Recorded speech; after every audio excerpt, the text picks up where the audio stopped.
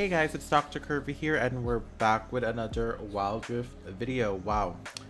So it's already like almost Christmas, so I was like, okay, I haven't posted a video, so let's do this. So the video that I wanted to like, point out is like if you're in low elo, if you're still in low elo, I feel like this champion is gonna be the one for you, which is Soraka. So let's get into it.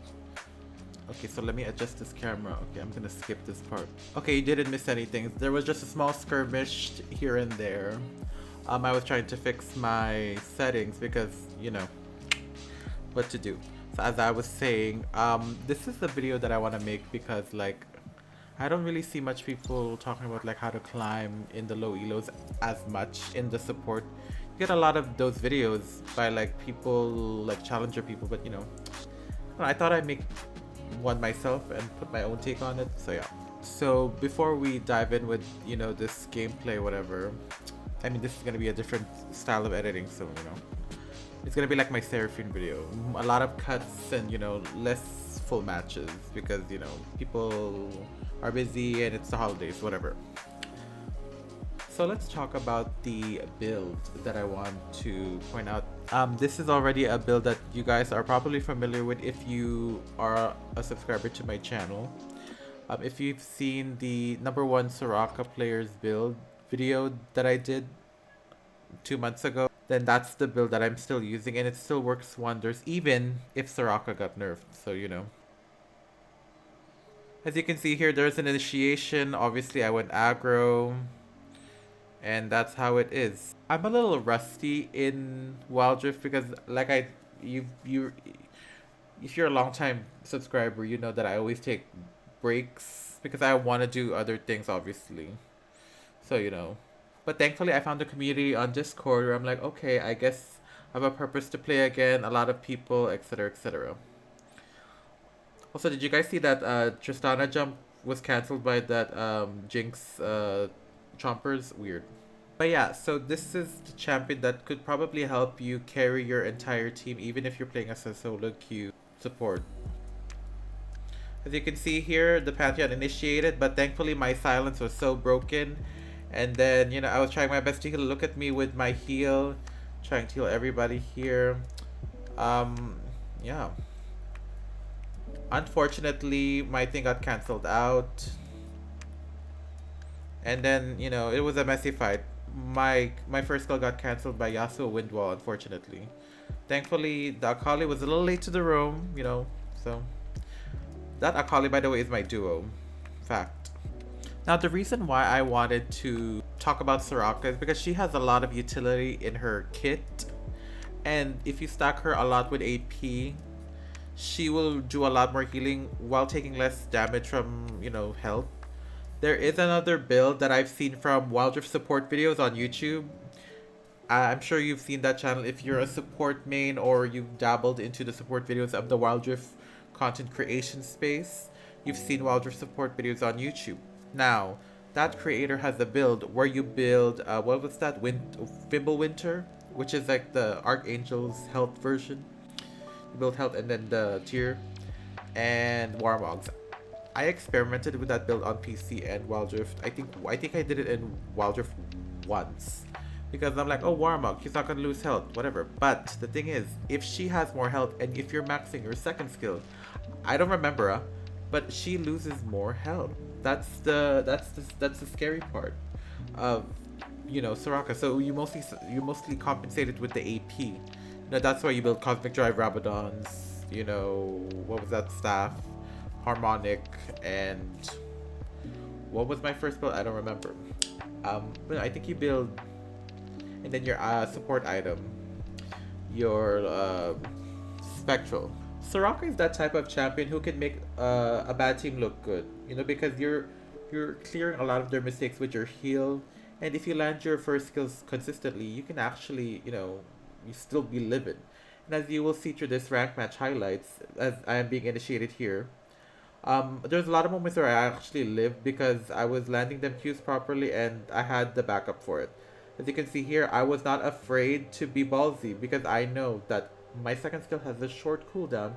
It's gonna be so spammy. Okay, and we love to spam, Um, the reason, oh, there was a reason why Soraka was nerfed in patch 3.5a. If you guys didn't know, she was nerfed by her health and her, like, by a small amount, and her growth, health growth per level. And I think, as the creator Wildrift Supports on YouTube mentioned, I guess it was nerfed because of that build they did, which was the Fimbulwinter into Warmogs.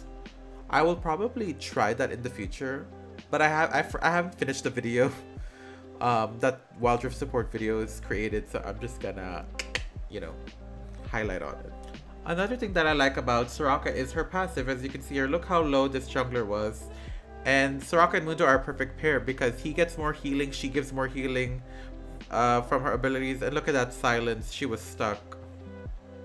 Now, when it comes to silent placement, that's actually one of the, you know, one of the things I've tried learning a lot when I play Soraka, through just learning experience, obviously.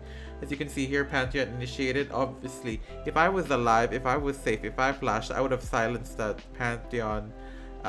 If he stayed long enough in that circle range, he would have been rooted, and if I landed my first skill, he would have, you know, I would have lived if he didn't go so aggro. I mean, he was like quick on it.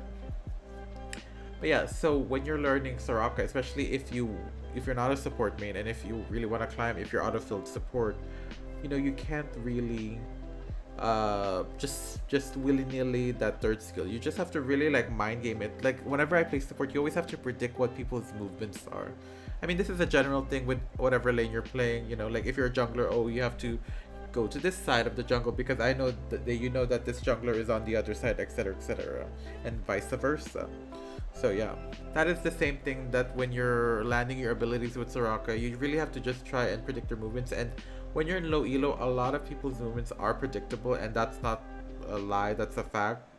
Because, you know, we all move the same way, so it's nice to be predictable from time to time. Another thing I like about Soraka is her passive. As you can see here, the Mundo was pretty low, and the Yone.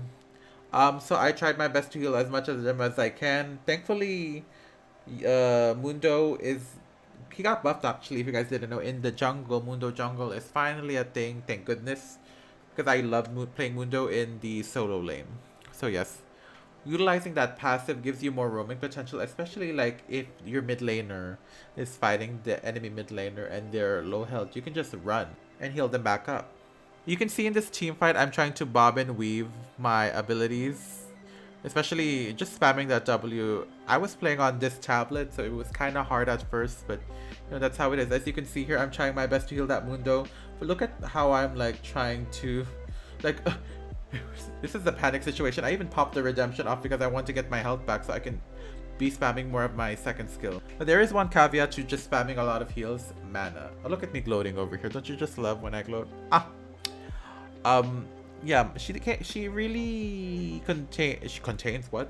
She really has a lot of mana issues, and you don't really have that much items in your build that will compensate from that. Maybe like your staff from more mana regen. I think that's how it works. But you know, you don't have archangels, you don't have tier. You can implement tier in your build, obviously. You can replace it probably with the cosmic drive, but then again, cosmic drive in this build is really useful for movement. I forgot what the passive was, but I know you gain movements from casting abilities in quick succession. So yeah. Okay, so this next scene, I want to talk about this skirmish. Now, this Yasuo is anti-heal, but he made a mistake. Oh, he focused on me. Actually, I had anti-heal. The reason why that Akali lived, he wasn't focusing on me. If he focused on me first, I was about to die. He didn't focus on me, he was focusing on the Akali. I was trying to back her up with my healing, and he failed.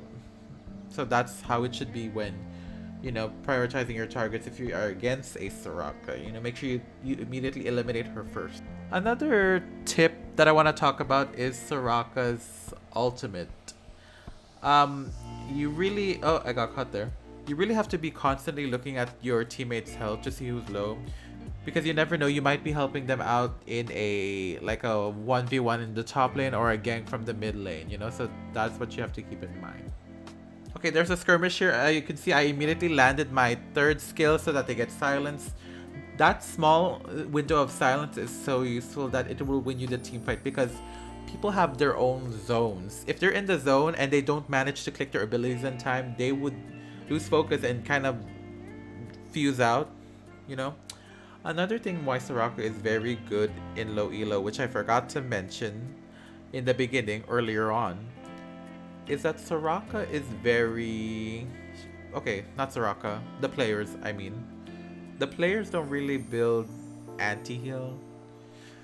What I'm saying is people don't really adapt to the situation on what matchup they're facing, you know. And I've mentioned this many times in my videos, and I'm sure everyone who makes support guides has mentioned this, or anyone who makes guides actually, you know.